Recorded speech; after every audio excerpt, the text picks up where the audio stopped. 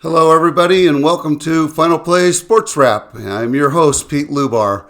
I'm new to a lot of Big 12 fans because this is the first time I've branched into covering the Big 12, and I'm going to specifically talk about the basketball season. The basketball season has been on for a good 2 months now.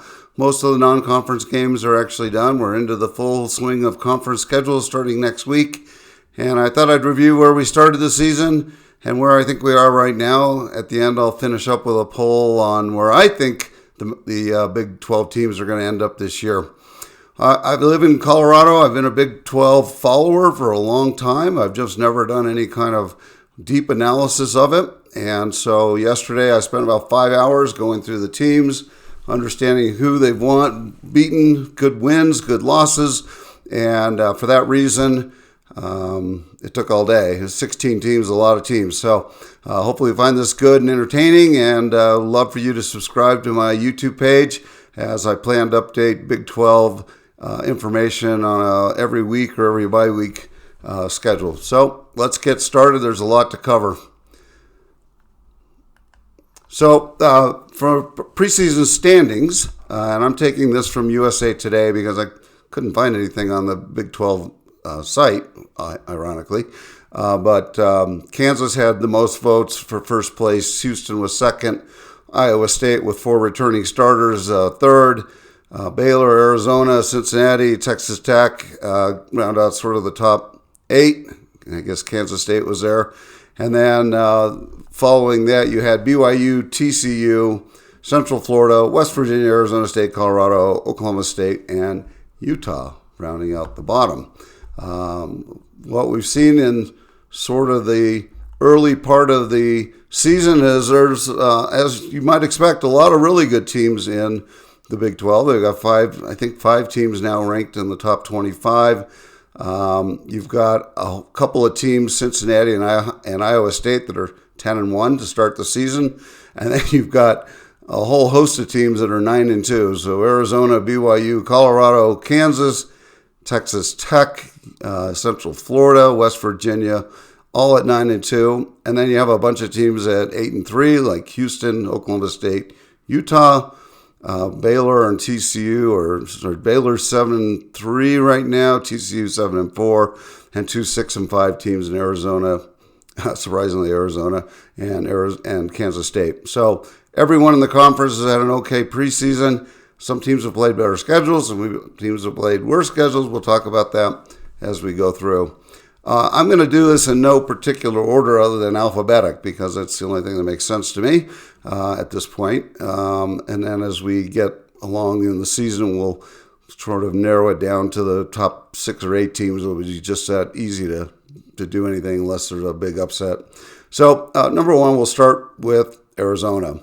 And the Wildcats are 6-5, which is probably the shocker of the early season. Their best win is against Davidson.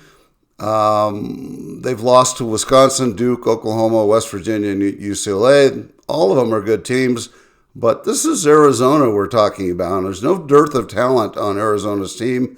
They actually score pretty well. They're near the top of the conference at 85.5 points per game. 42.9 rebounds, which is also near the top of the conference. 9 steals, 12.6 turnovers, a little high on the turnover range, and they shoot 48.2% from the field. Caleb Love provides 15.2 points per game. Jaden Bradley adds 11.4 points per game, and they get 10 plus from Trey Townsend and KJ Lewis. So, here's how I feel about them. Arizona is a team that's probably still going to be contending for the title. They've got some challenges they have to overcome. The teams they've all lost to are all good. Wisconsin's ranked, Duke's ranked, Oklahoma's ranked. They lost to West Virginia, which would be a conference game normally, but wasn't because it was in a preseason tournament, so neutral court. And I think they'll be okay. I'm going to now focus on Arizona State, who's 9-2. They beat New Mexico, which was a really good win for them, probably their best win. They beat Grand Canyon, which is probably their next best win, and then St. Mary's. And their losses are to Gonzaga, which it wasn't that expected. It was a neutral court. And they've lost to Florida, also a ranked team. They averaged 78.5 points per game, 5.6 steals, 37.7 rebounds, 12.6 turnovers, and 45% shooting, which is pretty good. They've got Jason Sannon, who's a terrific-looking freshman. He's 6'4". He averages 14 points a game, 3.5 rebounds, 1.2 assists. He shoots 50% from three-point range. This is a kid right out of high school. And he's a very high-volume shooter for a wing and really looks terrific. I happened to watch that game against New Mexico, and he was a difference maker. They've also got Bashir Jihad, who's a very good-looking forward, senior, 6'9". He's averaging 13.9, 5.7 rebounds, 47.8% from the field. Also a difference maker, a big physical guy. And then they've got some guards, Mason, Freeman, and Miller, who are all averaging 10 points a game. So a wide disbursement of talent across that team. I think they're a little deeper. They probably go 8 or 9 deep, which some teams can't do. They've had some good wins early on, and I think they'll be tough in the Big 12. I'm going to focus now on the Baylor Bears, and Baylor is 7-3. They are ranked number 25 in the nation. They beat number 16 Arkansas. They've beaten number 22 St. John's. St. John's is another big athletic team, so that was a really good win for them. They've lost to Tennessee, which is a top 10 team, and Gonzaga, a top 10 team, and UConn, who struggled early in the season, but has, I think, made its way back in the top 25. And as a two-time defending national champion, it would not be a huge surprise if they're in the Final 8 at the end of the year. So they've lost to some good teams. They were a little shy on the rebounding, 35.5 rebounds, 17.7 assists, 8.7 steals a game, 10.7 turnovers, 49% from the field, which is terrific shooting. They're led by senior forward 6'7" Norched Omiar. He averages 15.9 and 9.3 rebounds, which puts him near the top of the conference in both categories. They've got a new freshman, Robert Wright III. He contributes 12.9 and 5.4 assists. Jeremy Wright and Jaden Nunn both contribute over 12 points a game. So Baylor's a fairly deep team. They've lost a couple games against really good teams. They've also beaten a couple of really good teams. So their resume, in my opinion, looks pretty good. I expect them to be near the top of the Big 12. The next team on my list is BYU. And BYU best win is beating North Carolina State, which I don't know where North Carolina State will end up in the Atlantic Coast Conference. My guess is somewhere around 5th, maybe 6th. So they lost to them. They lost to Ole Miss, and they lost to 6-5 Providence team. So they're not that good. Dave Rose is in Kentucky, and Kevin Young is now the coach. He's pretty inexperienced as it goes to the Big 12. My guess is physically they're still not ready to compete against Big 12 teams. But they do average 85.5 points a game, which is near the top of the conference, and 42.2 rebounds, which is great. It's also, I think, they lead the league in rebound margin. So they do a great job blocking out, apparently, because I don't think they have the biggest team. They average 18.8 assists, 7.6 steals, sort of at the low end of the steal thing. And they also shoot very well, 48% from the field. They are led by Igor Demin, a freshman guard out of Russia. He is getting 13.3 points a game, 4.6 rebounds, and 5.8 assists. So that's very high for the assists. And he's a 49% shooter. And I think he shoots something like 49% from three-point range, which is outstanding shooting. You got Richie Sanders, a 6'5" forward. He's averaging 12.3 points per game and 48% shooting. So they shoot well. And then their center is a 6'6" guy. So this is where I'm talking. I don't think they're the biggest team. Fusini Traore, and he's getting 11.2 and 6.9 rebounds, but he's a 66% shooter. So he's shooting either fairly close or dunking a lot of balls. I thought they might have a little trouble being a smaller team with the the conference, but they do lead the conference in rebounding margin, as I mentioned a minute ago. I wonder how much of that has to do with schedule and whether that'll continue when they get into Big 12 play. Central Florida is 9-2, and they've beaten Texas A&M as their best win. They lost to Wisconsin. They've lost to LSU. So those are kind of their two losses. That is their two losses. They score 80 points a game, 80.8. 38.7 rebounds, 12.5 turnovers, a little bit higher up on that turnover range. They don't shoot quite as well, 43.5%. They are led by Jordan Ivy Curry, a 6'3 senior guard. He averages 16.3 points per game and 3.5 rebounds. They've got Keyshawn Hall, a 6'7 guard, who is getting 15.2 points per game and 6.5 rebounds, and they have guard Darius Johnson, who chips in 14.7 for the Knights, not Golden Knights, different sport, different place. Cincinnati next on my list. They're 15th ranked right now, and they are 10-1. They got a win over Dayton, and then they've got lost to Villanova at Villanova. And then they've got some mid-tier wins. They beat Georgia Tech and Xavier, who I think has been in and out of maybe the top 25, so that might be a decent win. Cincinnati averages 79 points per game, 9.4 turnovers, 7.4 steals. They've got 4 players in double figures, led by Simas Lukosius, a 6'8 senior guard. He gets 14.9 points, 3 rebounds a game. Dylan Mitchell, 6'8 junior guard with 11 points, 7.4 rebounds, 69% from the floor, 29.8 from the charity stripe. So I'm thinking I envision Hack-a-Shack, because if you can score like that from the floor, but you can only make 30% of your free throws, people are going to figure that out pretty quickly. And I know certainly if it was near a tight game at the end, I would just foul him every time and let him go make his 30%. And hopefully there's some one-on-ones there where he can miss the front end. They've also got Jizzle James, who's a nice player, 6'3 sophomore, with 12 points, 3.7 assists, and 3.7 assists and 5.2 rebounds. Colorado, here in Colorado, where I am, 9-2. They surprised UConn in a game that no one thought they'd win on a neutral court. Lost to Iowa State in a non-conference game, and lost to Michigan State. So that's their 2 losses. Their only win really is UConn. 76.6 shooting per game, points per game, 37 rebounds, 16.7 assists, 7.8 steals, 14.2 turnovers.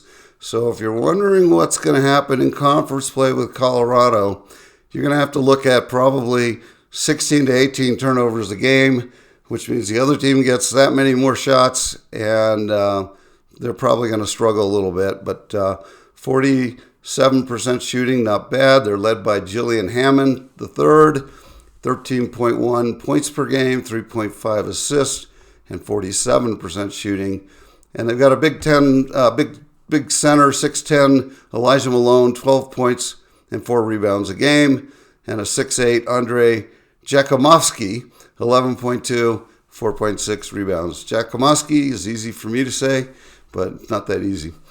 One of the, CU is one of the tallest teams in the conference. They got that great win over UConn. The rest of the schedule, pretty meh. And they have the worst turnover margin in the league. In fact, they commit 2.3 more turnovers than their opponents. And so you can get by with the crowd, the group of 4 teams or tier 4 teams. You can't do that against Kansas. You can't do that against Baylor. You can't do that against Houston. And so I see that as being an Achilles heel for Colorado right now. We'll see how that shakes out. Houston is number 17 right now, ranked 17th, 8-3 overall. They've got wins over Notre Dame and Butler, but both those teams are 7-5, so they're not killing it. They're not beating top 10 teams. They've lost to Auburn, who's number 11. Alabama is number 9, and San Diego State, who's number 20. all of those are I call them fine losses. They're not going to hurt you come tournament time. So selection committee time, they average 78 points per game, 39.4 rebounds, 13.9 assists, 9.4 turnovers, really good. 45% of the field, and more importantly, they're 41.5% from the three-point line. So they're a really good shooting team, guard-oriented team, 3 and 4 guards all the time under Kelvin Sampson. Actually near the bottom of the conference in points, but at the absolute top in defense. So they're a really good defensive team, and that'll keep them in a lot of games. L.J. Cryer is a senior guard. He averages 14.8 points, 41% shooting from three-point range, which was very respectable. Emmanuel Sharp averages 14.8 or 14.7 points, and they've got 6'6" Terrence Arsenal, who averages 10.1 points a game. I'm thinking that Houston may be a touch overrated. I thought last year they were by far the best team in the country. I picked them to win my bracket. They disappointed hugely, lost relatively early. So I don't know what we're going to see from them this year.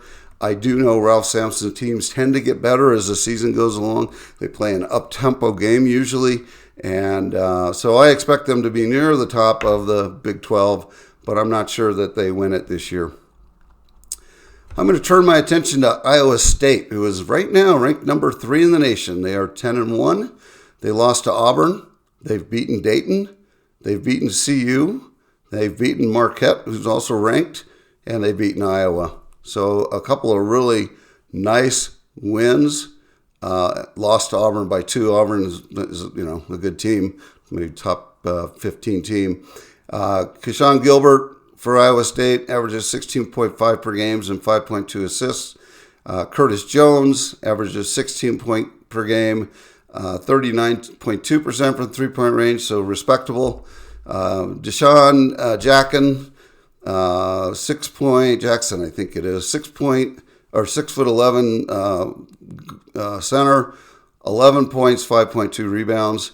They are averaging 88 points per game, very near the top of the conference, and 36 rebounds and only 9.9 turnovers. So Iowa State has started very strong. They're in a really good position to make the tournament at this point.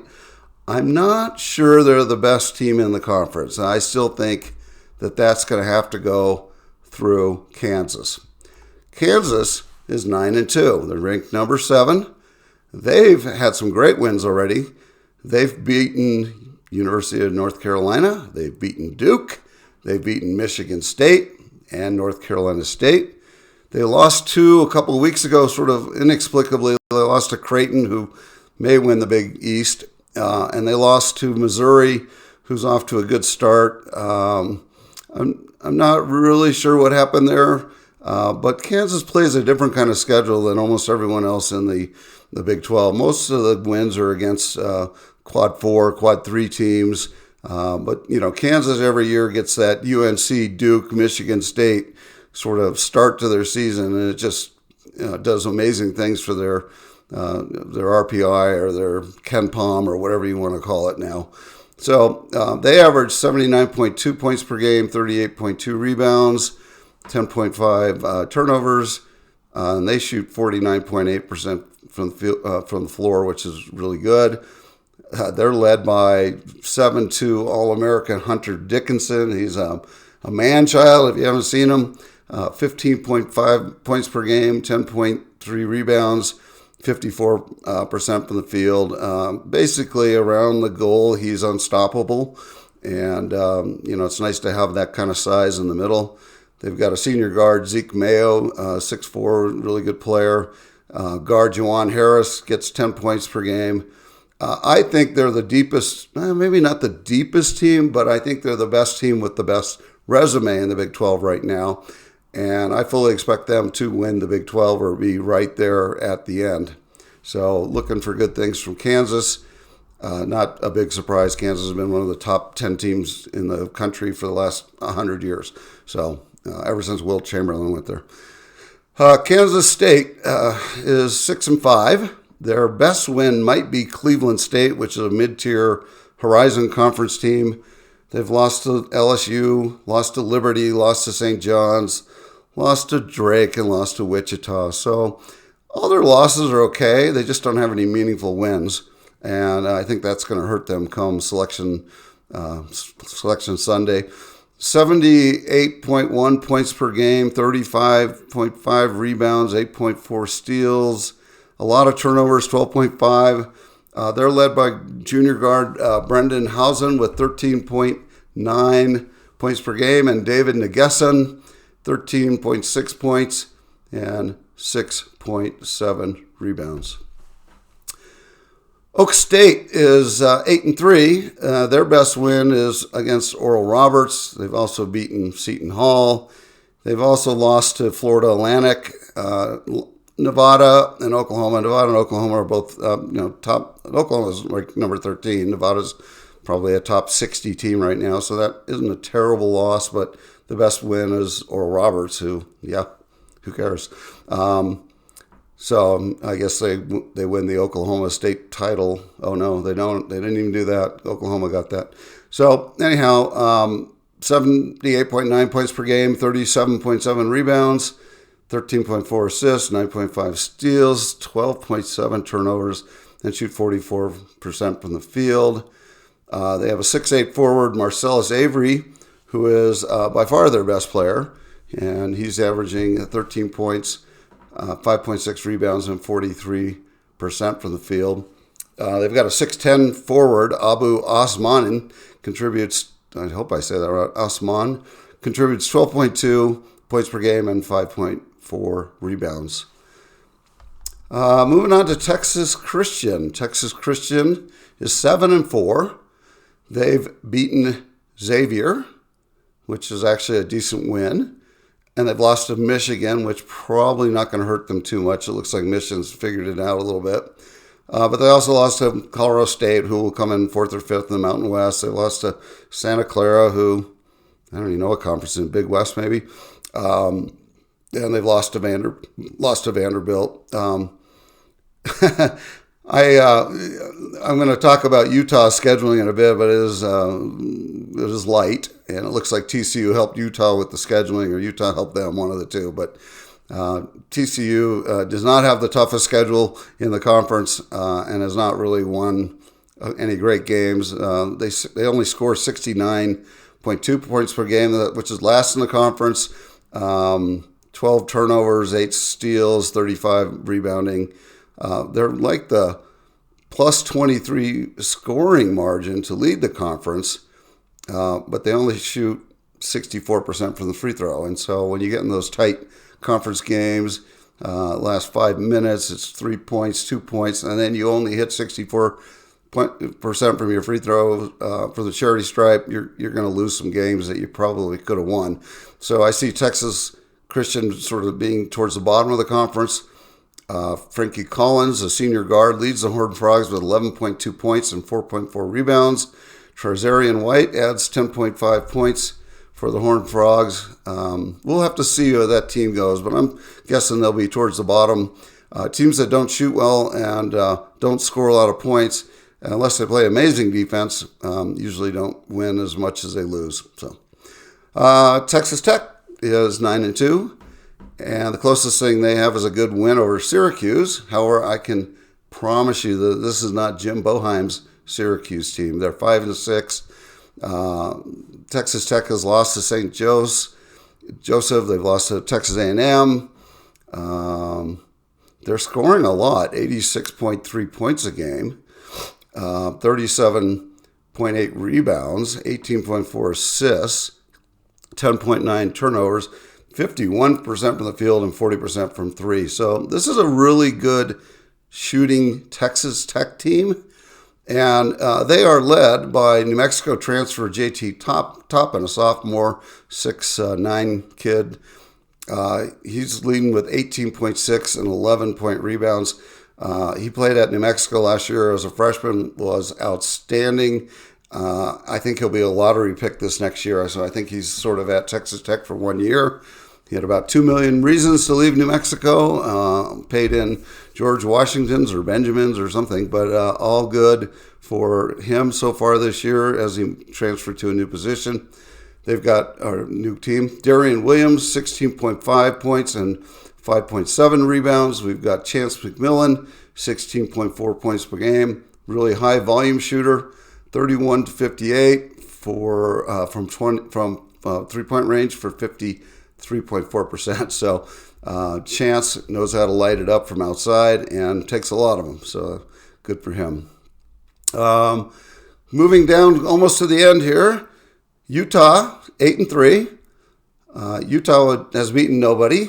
It would be hard to find a team on their schedule that they beat that almost every team in the Big 12 would also go undefeated against. So they've got no quality wins. Their losses are to Mississippi State, ranked number 19, Iowa, and St. Mary's. Iowa and St. Mary's are good teams, but not great teams. Both will come in sort of, St. Mary's, who knows, because that conference is a little bit less talented, but they're not going to beat Gonzaga, St. Mary's. Iowa's not going to come in the top 4 or 5 in the Big G or Big Ten. They are the highest scoring team, I think, in the conference with 86.7 points per game. But against that murderous row of Queens, Central Arkansas, Alcorn State, Radford, and the ever dangerous Utah Tech, it would be hard not to score a lot of points. So they're picked for last in the conference, and I think they'll end up in last based on the fact that they just haven't played anyone. So guard Gabe Madsen leads the Utes and the conference with 18.8. And, big center Lawson Lovering chips in 13.7 and 6 rebounds, a swanky 69.2 field goal percentage. But at 7-1, he's undoubtedly the tallest player in the court in their 8 cupcake wins. So West Virginia is the last here on my list. They have a really nice win over Gonzaga. They beat Gonzaga. They beat Arizona early in a non-conference game. Lost to Pitt and Louisville. So, we'll see what that is. Louisville kind of looks like a bubble team to me. They play Kansas next week, so New Year's Eve. And we'll see whether West Virginia is for real or not. My guess is they're going to be a sort of a bubble team as we head into the end of the year. They average 77.5 points per game, 44.2 field goal percentage, not bad, 11.7 turnovers, and 14.5 assists. Javon Small is a 6'3 senior guard. He averages 19.7 points per game. I think that might be top in the Big 12. 4.4 rebounds, 4.8 assists. Tucker DeVries, 6'7 senior guard, 14.9 points per game, 4.9 rebounds, 47% from three-point range. So another really good three-point shooter. And then they've got Amani Hansberry, a 6'8 sophomore forward with 10.6 points, 6.6 rebounds. So that's a recap of all the teams. Based on that, I want to give you sort of my poll. We'll see how well I do as we progress through the year. I'll keep you updated. But I have Kansas winning the conference over Iowa State, Baylor coming in third, Houston fourth. And despite their early season troubles, I have Arizona in fifth. Sixth, I have Cincinnati. Seventh, Arizona State. Eighth, West Virginia. Ninth, Colorado. And then I have Texas Tech in 10th, BYU 11th, followed by Kansas State, UCF, TCU, Oak State, and Utah. Well, this wraps it up for this edition of Final Play Sports Wrap. I hope you enjoyed it. If you'd like to get more of this content, please subscribe to my YouTube page. I'll be doing regular updates on the Big 12. And if you want to reach me, my contact information follows this video. Thanks, and have a great day.